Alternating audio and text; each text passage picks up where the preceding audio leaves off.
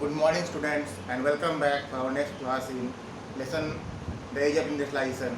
And the topic for today is hand labor versus steam power. तो आज का topic है हैंड लेबर और स्टीम पावर, दोनों में कंपेयर हम करेंगे कि उस समय ब्रिटेन में हैंड लेबर जो था उसको क्यों लोग पसंद करते थे, प्रेफर करते थे स्टीम पावर के अगेंस्ट में। First of all, hand labour was available in plenty, मतलब हैंड लेबर जो था बहुत ज़्यादा उपलब्ध था। जनसंख्या ज़्यादा थी ब्रिटेन की उस समय, काम करने वाले लोगों की संख्या कम ज़्यादा थी और काम कम था, इसीलिए वहाँ पे सस्ते में लेबर मिलता था। मतलब means the first thing was cheap labour.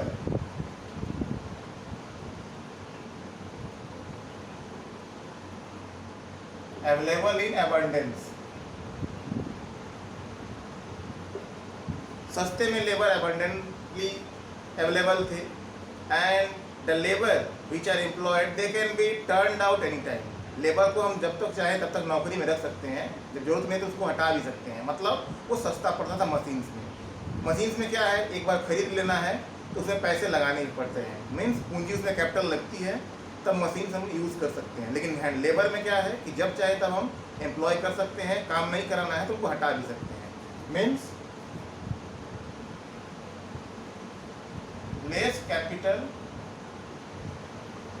to be invested. The third thing was that standard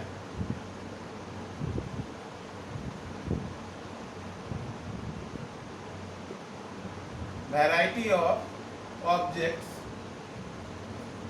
can be made easily.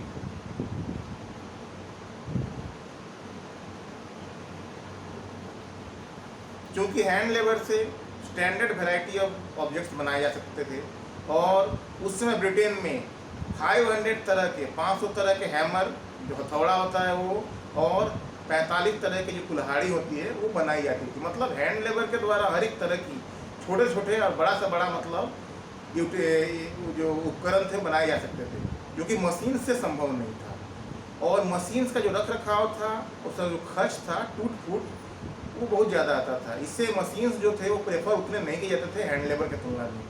So hand labour was cheap, available in abundance, less capital to be invested, and a variety of objects can be made by using hand labour made them very much easier. And people in Britain, जो Britain में लोग थे, सम्रांत वर्ग था, वो hand labour को ज़्यादा पसंद करता था। वो अपने ऑर्डर के अनुरूप जो था सामान बनवाते थे, उसको यूज़ करते थे। Now the problems of labour.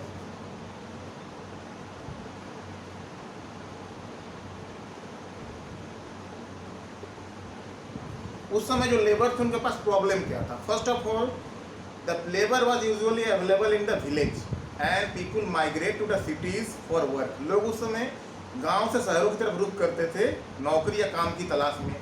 शहर में जैसे आज की तरह व्यवस्था है, हर तरह का फैसिलिटी अवेलेबल है, रोड है, रेलवे है, लॉज है, होटल है, ठहरने के लिए मकान मिल जाएंगे। उस समय ये अवेलेबल नहीं था। उस समय जो भी लोग जाते थे शहर में, या तो अपने रिश्तेदार के यहाँ जाकर ठहरते थे, या फिर जो नाइट शेल्टर थे, रैन बसेरे, वहाँ ठहरते थे, या पुल के नीचे, ब्रिज के नीचे, जहाँ भी अपना समय निकालते थे।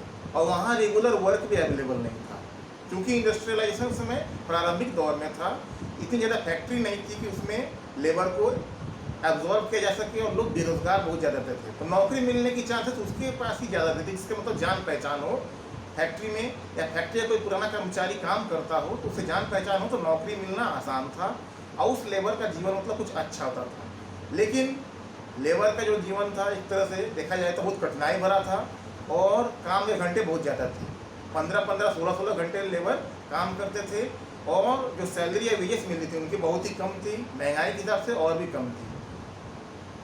When the population of Britain increased, and in Europe there was a lot of increase in the population, then the prices of goods became very higher. उस समय जो था ब्रिटेन में गुड्स के जो प्राइस थे बहुत ज़्यादा बढ़ते जा रहे थे, और दिनों दिन मतलब इसमें जो था जो फैसिलिटीज़ थी इसमें इम्प्रूवमेंट आ रहे थे। नए रोड्स बन रहे थे, शहर बस रहे थे, फैक्ट्रियाँ आ रही थी। लेकिन जीवन उन्हीं के लिए आसान था जिनके पास कैपिटल था, फंड था, पैसा था। बाकी लेबर के लिए कोई उतना सहूलियतें नहीं थी। बहुत सारी फैक्ट्रियाँ लगनी शुरू हो गई, मैकेनाइजेशन हुआ और डेवलपमेंट हुआ। तो हम लोग कह सकते हैं कि इंडस्ट्रियलाइजेशन के बाद से यूरोप में बहुत ज़्यादा परिवर्तन हुए, मशीन मेड गुड्स का मतलब ज़्यादा होने लगा और लोग शिफ्ट किए मशीन मेड गुड्स की तरफ, और हैंड जो लेबर था उसकी जो थी उपलब्धता वो कम होती चली गई। फैक्ट्री हुआ और फैक्ट्री के थ्रू जो लेबर थे अपना काम एक जगह रह के ठहर के करना शुरू कर दिए। Now the next thing, the life of women in the 19th century. अब देखिए लाइफ ऑफ वुमेन में से क्या मतलब है।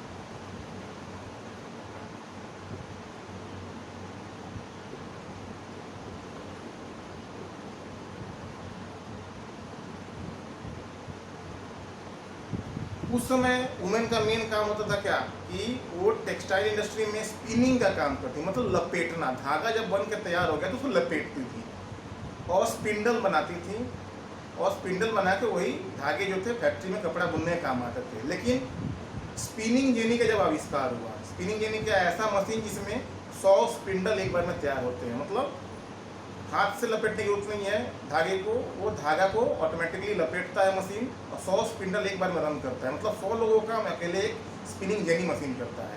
तो इस मशीन को औरतें उस समय पसंद नहीं करती थी।